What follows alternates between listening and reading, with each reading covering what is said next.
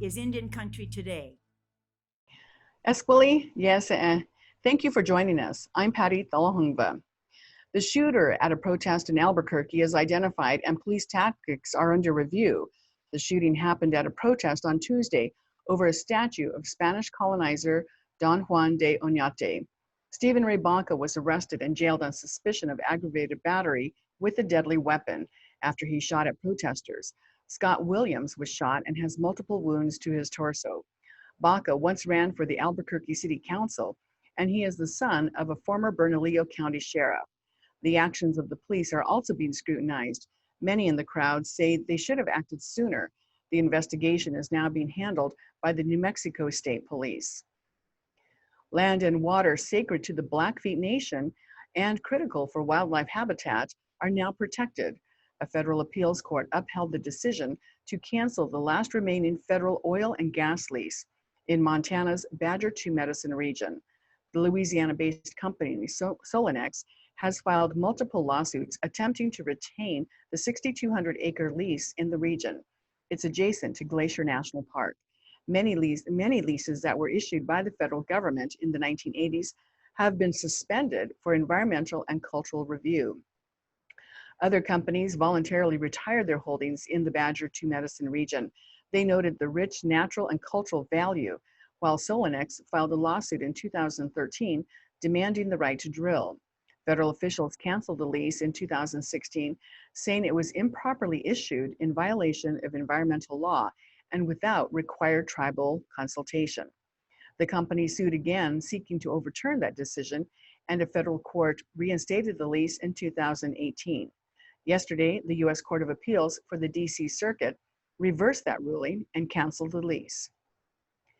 The Hopi tribe in Arizona is seeing a huge spike in positive coronavirus tests, and now a team from the Centers for Disease Control is on the reservation to help mitigate the pandemic. On June 2nd, the tribe reported 97 positive tests, and 47 were Hopi members. Today, there are 193 total positive tests, and of that, 143 are Hopi tribal members. Hello. My name is Captain Graydon Utabi. I'm with the Centers for Disease Control and Prevention.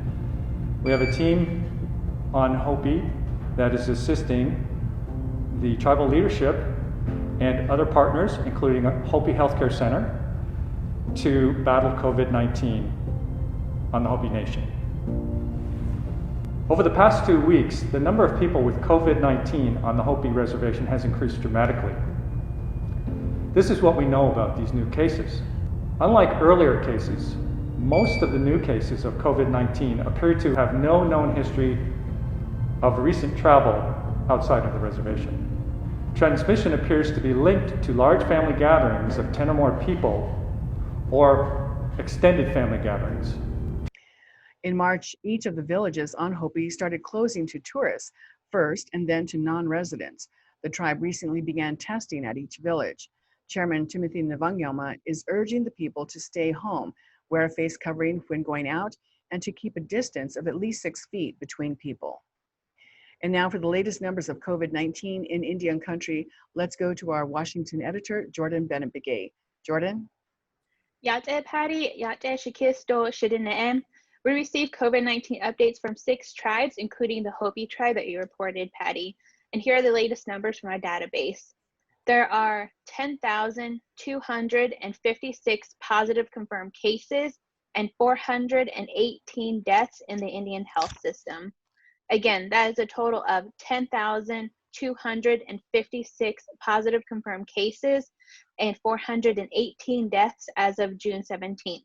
The Mississippi Band of Choctaw Indians in Mississippi reported 3 new cases and 4 more deaths. That brings their total to 824 cases for the tribe.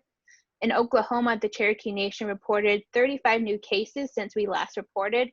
They have a total of 138 cases now.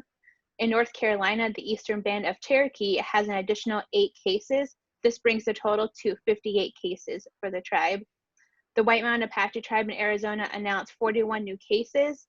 And for the Navajo Nation, they reported 39 new cases. And yesterday, President Jonathan Nez said they will be reinstating the 57-hour weekend lockdown for the next 2 weekends. All right, Jordan Benebigay, thank you. Okay. And we'll be right back.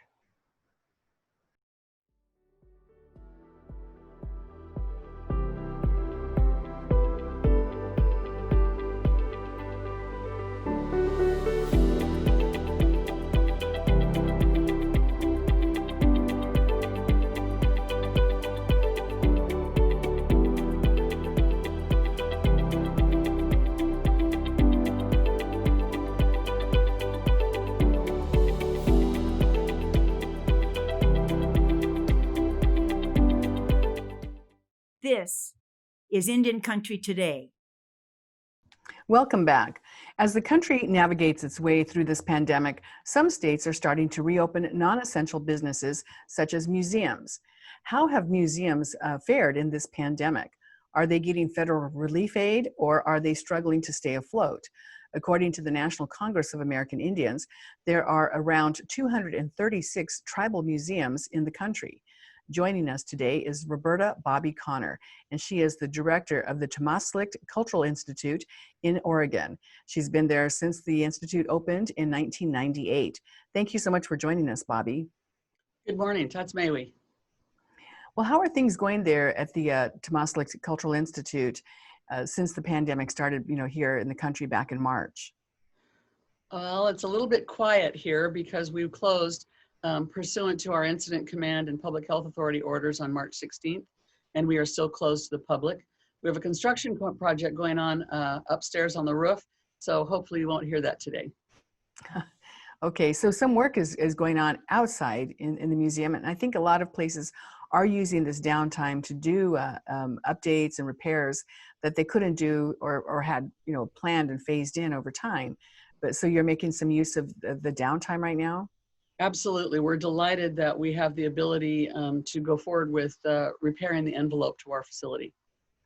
And what about the employees? Have you had to furlough people, lay people off? What's the case there?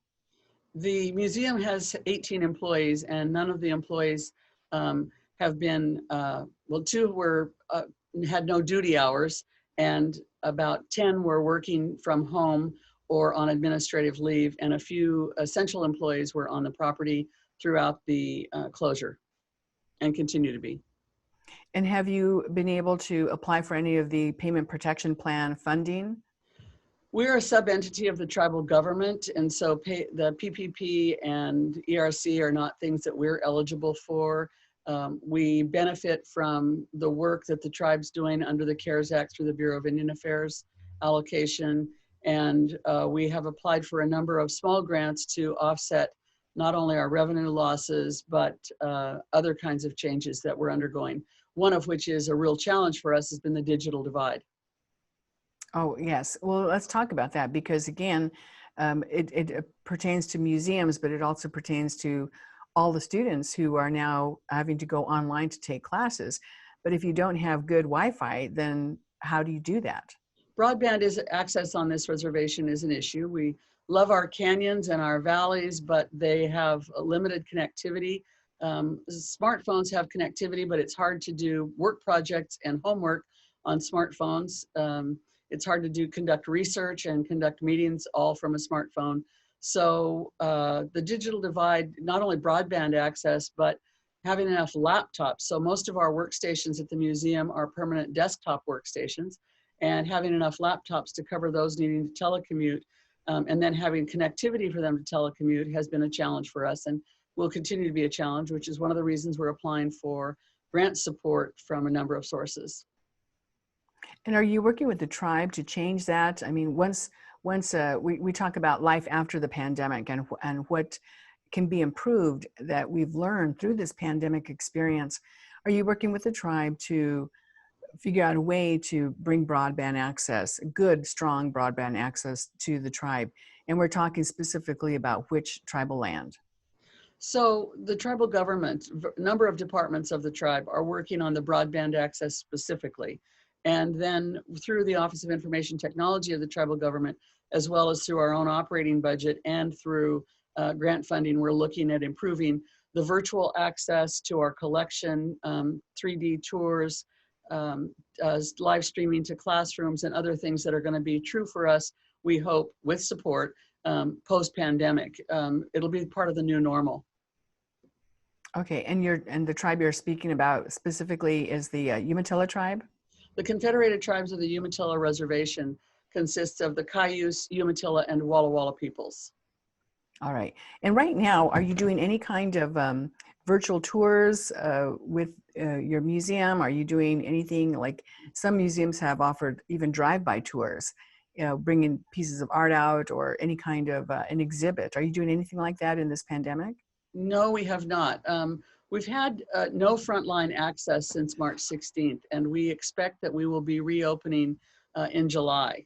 We expect that when we do reopen, it will be to passenger cruise, Columbia River cruise passengers that are on onshore excursions, and that'll be by appointment because we had to reduce our occupancy levels by zones in the exhibits in order to make sure that we have the appropriate physical distancing.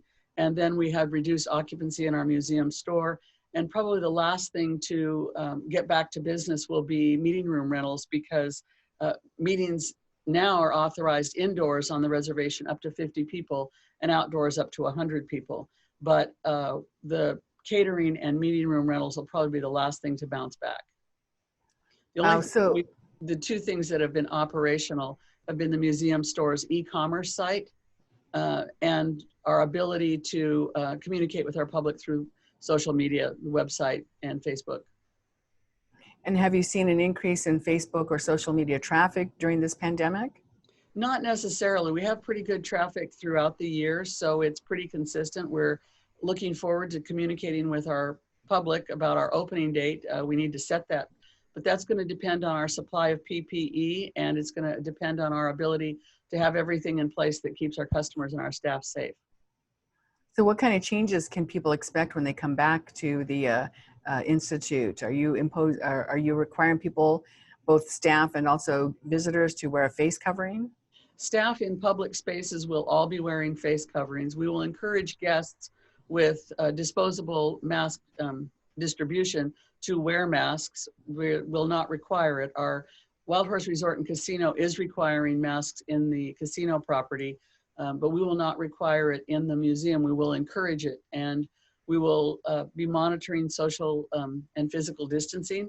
We will be monitoring the zones for the reduced occupancy loads, and we'll certainly be monitoring temperatures as people enter the facility with a thermal imaging setup.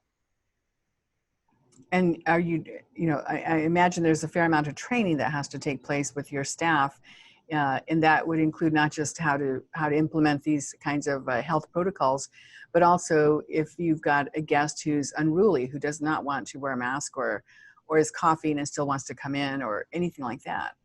Well, we have a great frontline staff, and I would say the big challenge all the time is answering questions that sometimes our visiting public from other places don't like the answer to. So, for example, we have had complaints that we're fed, because people make assumptions that we're part of the federal government and we're federally funded, that as taxpayers they should have free admission. We have had complaints from excursion groups, tour groups, that they want answers that are more suitable to their expectations and stereotypes of American Indians.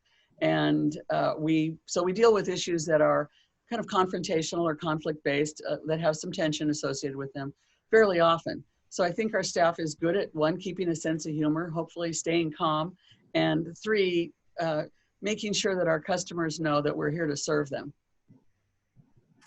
Wow, so that sounds like they already have a lot of really good training to deal with visitors coming there.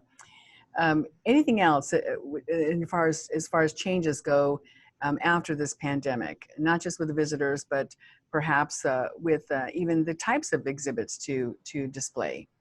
Well, one of the things that we have, when we reopen, we have a traveling exhibit that will be here only through the end of the month of July about bison, which is important to us. It's one of our first foods.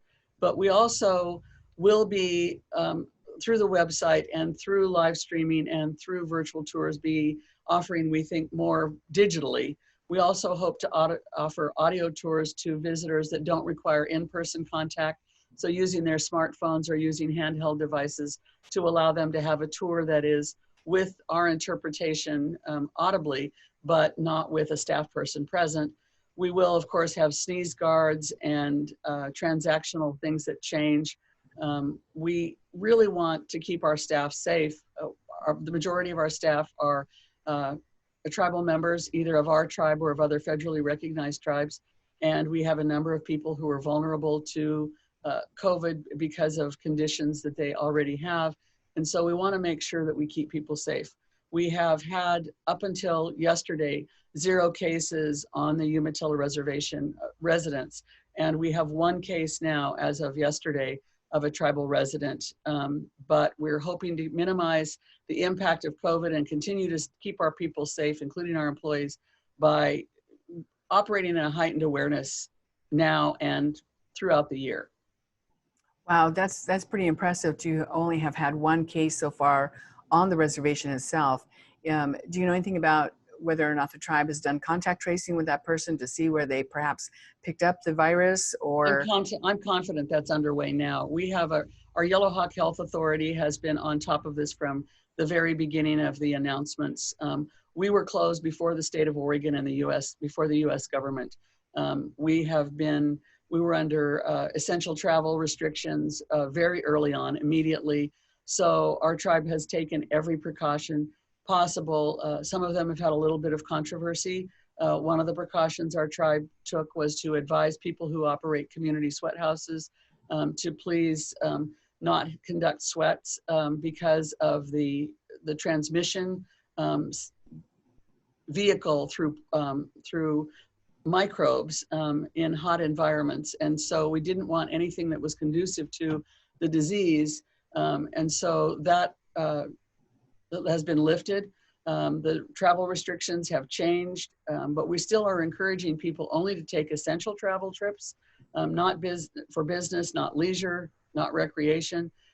Certainly our people who gather first foods, hunting, fishing, digging roots, have been doing that throughout the closure, but we are limited in the number of people that can gather for funerals and ceremonies, and that has been challenging for our community.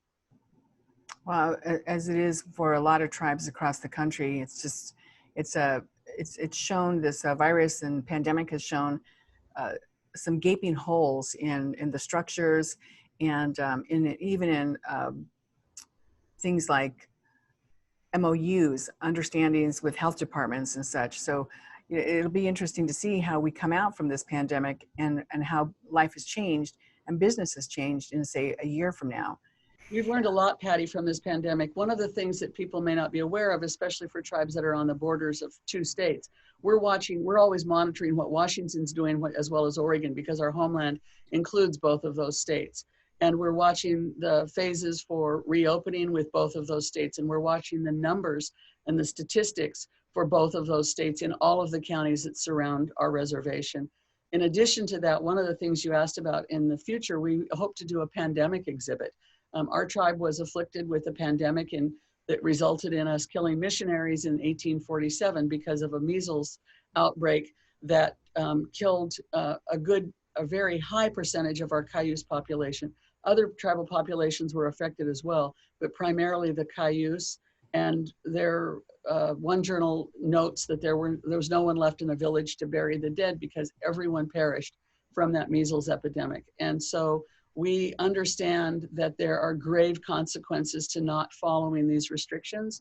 And I have to emphasize that our people have always been very strong in spiritual health and physical health, and have always cherished the bodies that we were given by the Creator and the first foods that take care of those, nourish those bodies. But the challenge with the pandemic is that we're mixing our modern lifeways with our ancient lifeways.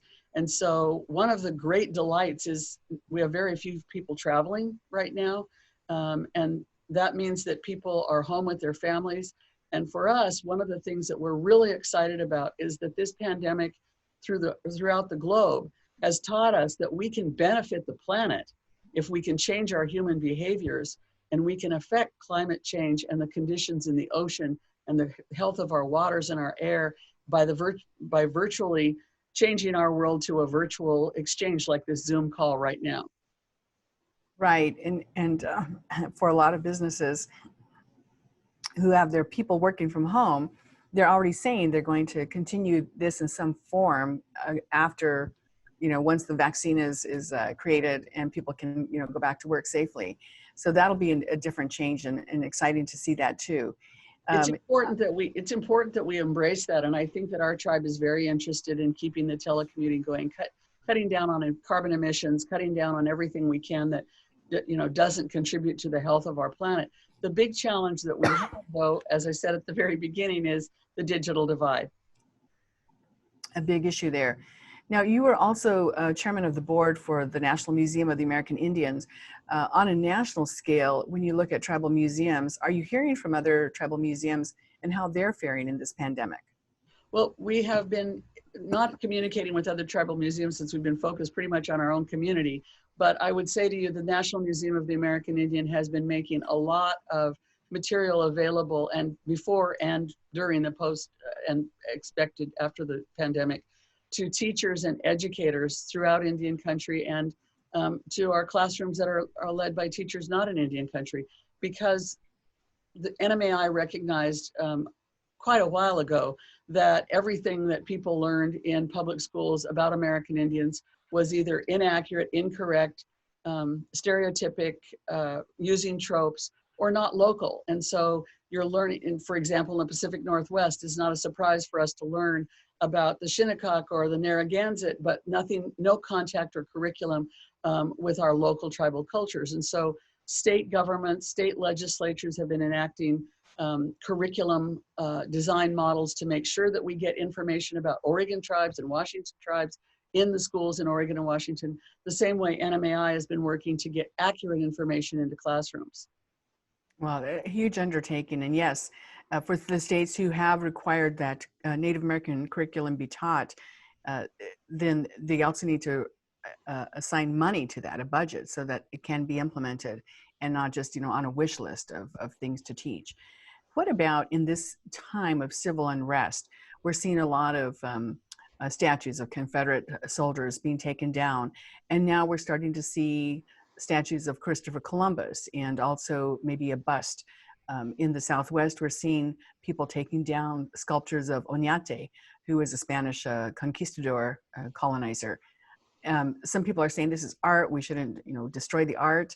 Others are saying, but they represent a really bad time in history, and they're colonizers and they harmed people of color. Do you have any feelings on that kind of movement here? Lots of feelings. First, I can say as a child living here that I witnessed the abuse of tribal people being arrested by local policemen. And so I am very moved by what's happening in the Black Lives Matter movement. It reminds me of the 60s and 70s and what American Indian people were doing to help humanize our populations who have been dehumanized for so very long in our history. But I also think that the important part for historians and museum professionals alike, we want all of the story to be told, not just the conquerors or the victors side of the story. So the Manifest Destiny story has been sweeping through classrooms without any hindrance for the last 200 to 400 years, depending on what part of the United States you're in. And the consequence is that we have a long way to go to educate non-Indian publics about our history and about the abuse and oppression and colonialism consequences. And so we have a lot of work to do. That is one of the reasons Tamastslikt Cultural Institute was founded, was to help tell an accurate story of our people's consequences from the Oregon Trail migration, which was one of the most impactful migrations for our population in the Pacific Northwest. One of the other things that we want people to understand during this time of great unrest is that our people have always worked for positive change and been very cautious and thoughtful and deliberate in not only how we protect our people, but how we protect our future. And we want to continue to be that way. Wow, a lot going on here, and we really appreciate you taking the time to join us this morning. One last quick thought on tribal museums and faring in this pandemic. I would encourage all of Indian country to cherish and treasure and value that which is most important to us, and those are our stories, our tribal stories. I mean, often people think that artifacts are the most important things in museums, but they're not. It's the stories of the people, the stories of the people who made the objects, the stories of the people who took care of the objects, the story of the people who used the objects. So we have our culture is very much alive, and we want to keep it alive. So we have to keep our stories alive. All right. Well, Bobby Connor, thank you so much for joining us. Delighted to be with you all. Thank you, and have a great day. All Stay right. safe. And thank you for watching. Take care of yourselves. Your life is precious. I'm Patty Thalahungva. Join us again tomorrow.